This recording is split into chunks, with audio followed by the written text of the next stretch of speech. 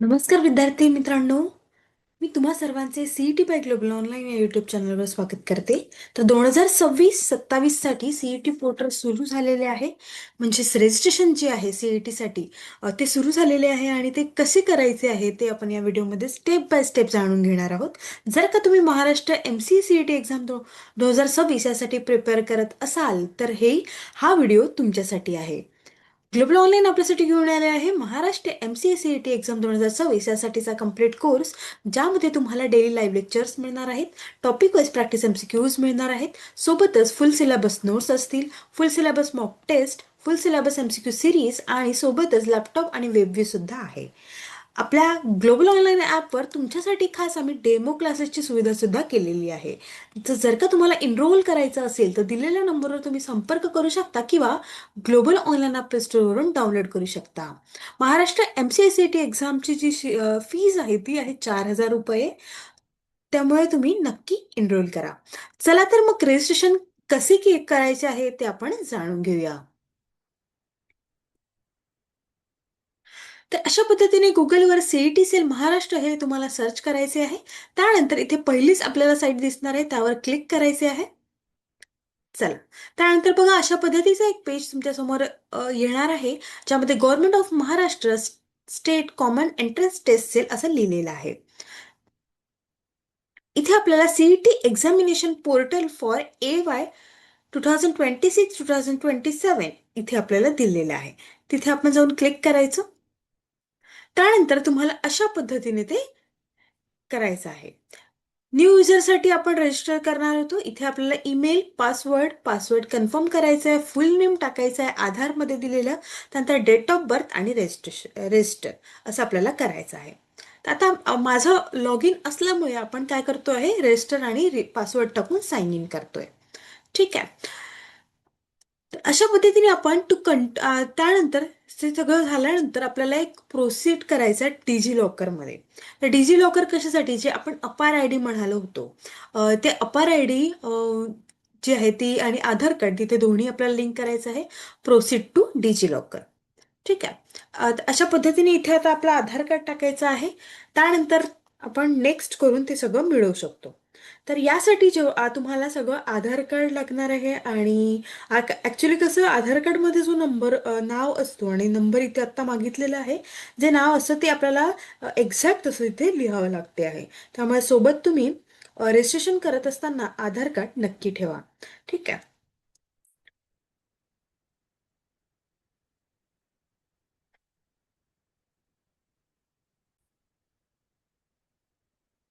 तर नेक्स्ट केल्यानंतर मला एक OTP आलेला आहे. म्हणजे तुम्हाला सुद्धा आधार कार्डचा नंबर टाकल्यानंतर जो नंबर तिथे लिंक असेल ते OTP तुम्हाला तिथे येऊन जाईल. ठीक आहे. अशा पद्धतीने ते येणार आहे. मी इथे आपला OTP टाकते आहे आणि सबमिट करते आहे. ठीक आहे. त्यानंतर पिन जो आहे तो मी डिजी लॉकरमध्ये टाकलेला तो मला इथे टाकावे लागणार आहे आणि डन. त्यानंतर अशा पद्धतीने काय काय माझ्याकडे आहे ते सगळं मला इथे टिक करावं लागेल आहे. आधार कार्ड, अपार आय डी. ठीक आहे. त्यानंतर आपण करूया अलाव.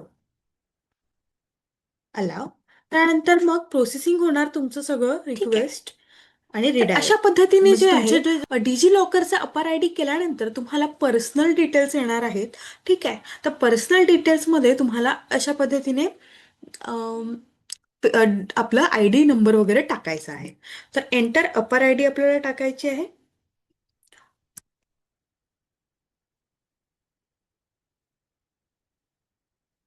ठीक आहे. त्यानंतर मोबाईल नंबर, त्यानंतर तुमच्या मार्कशीटवर जसं तुमचं नाव आहे ते टाकायचं आहे, फादर्स नेम, मदर्स नेम. ठीक आहे. नंतर जेंडर तुम्हाला सिलेक्ट करायचं आहे. ठीक आहे. रिजन तुम्हाला सिलेक्ट करायचं आहे. रिलिजन तुम्हाला सिलेक्ट करायचं आहे. त्यानंतर मदर टंग तुमची कोणती आहे ते तुम्हाला सिलेक्ट करायचं आहे, मराठी. ठीक आहे. मॅरिटल स्टेटस तुम्हाला मॅरिड आहे, अनमॅरिड आहे ते सगळं सिलेक्ट करायचं आहे. स्पाऊस नेम टाकायचं आहे.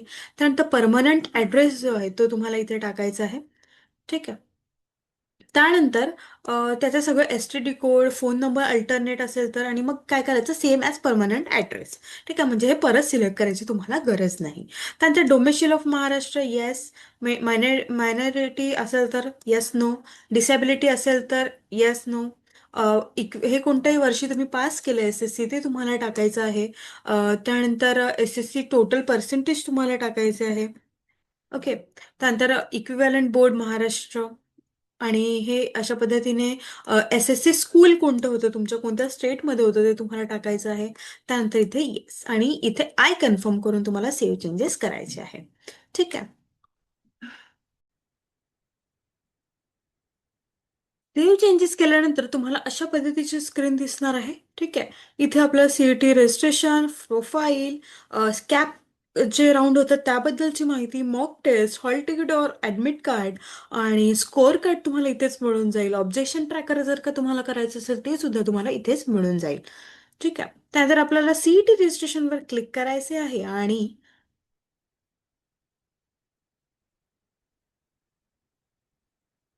जर का तुमचं प्रोफाईल अपडेट नसेल तर तुम्ही इथनं सुद्धा प्रोफाईल अपडेट करू शकता आहात.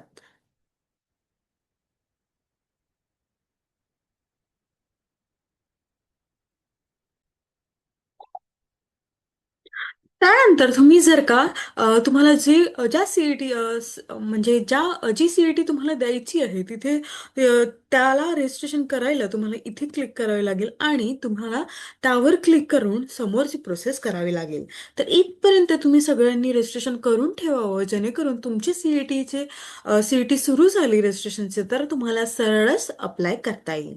त्यामुळे कसलंही हे होणार नाही, कारण कधी साईट स्लो असते किंवा मग साईटचा प्रॉब्लेम असतो, तर तुम्हाला ते प्रॉब्लेम होणार नाही. तो त्यामुळे आधीच रजिस्ट्रेशन अशा पद्धतीने करून ठेवा, आणि तुमचं CETचं रजिस्ट्रेशन सुरू झाल्यावर CET रजिस्ट्रेशन नाव या बटनावर क्लिक करून तुम्ही रजिस्ट्रेशन करू शकता.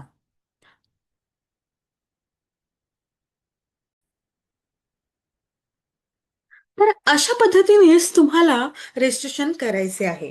त्यासाठी तुम्हाला अपार आय डी जे मी आधी सांगितलं होतं, ते तुम्हाला काढून ठेवायचं आहे. ते कसं काढायचं ते आपल्या युट्यूबला आहे.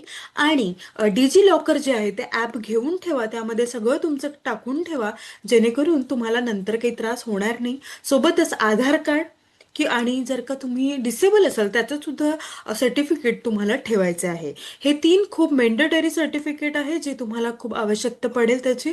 आणि कुठल्याही प्रकारची अडचण येऊ देऊ नका, आणि आल्यास नक्की संपर्क करा. आणि रजिस्ट्रेशन सुरू झाल्यानंतर आम्ही तसं तुम्हाला कळवूच. आणि तोपर्यंत नक्की अभ्यासाला लागा. आपली जी बॅच आहे ती येत्या 12 जानेवारीपासून आपण सुरू करतो आहे. 12 जानेवारीपासून महाराष्ट्र MCSET एक्झाम 2026 याची बॅच आपण सुरू करतो आहे. कारण आपली एक्झाम जी आहे ती 30 मार्च 2026 रोजी आहे. आणि आपल्याला आता वेगाने अभ्यास करावा लागणार आहे, सगळ्या विषयाचा व्यवस्थितपणे अभ्यास करावा लागणार आहे. त्यामुळे नक्कीच तुम्ही अभ्यासाला सुरुवात करा. आधी रजिस्ट्रेशनचं हे सगळं करून घ्या, आणि अभ्यासाला लागा. चला तर मग भेटूया. Okay everyone.